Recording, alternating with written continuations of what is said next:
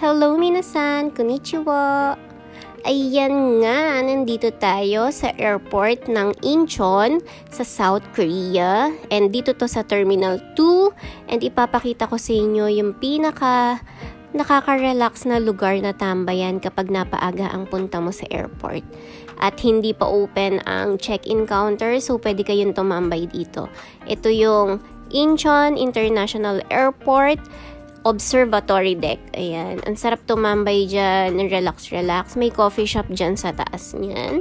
And let's go! Akyat tayo! And ayan siya. Located siya sa 4th floor.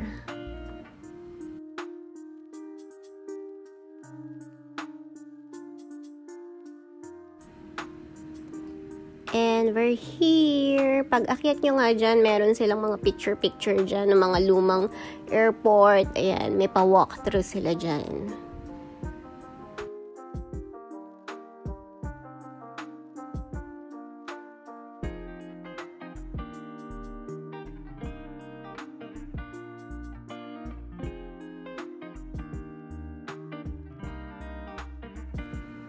And dahil December 24 nga, nung time na nandyan ako sa Incheon Airport, so meron silang pa Christmas tree dyan. Merry Christmas! And dito sa right side, makikita nyo yung master plan ng buong Incheon Airport. Grabe ang laki. Ang laki nung kanilang pinaka-airport road. And ayan yung pinaka-master plan niya. Actually, isa ang Incheon Airport sa mga airport na nagandahan ako. And ayan siya. Sobrang laki, diba? Ayan yung kanilang pinaka-map. And dito sa bandang kabilang side ay makikita nyo yung parang pinaka fast and accurate premier baggage handling system nila.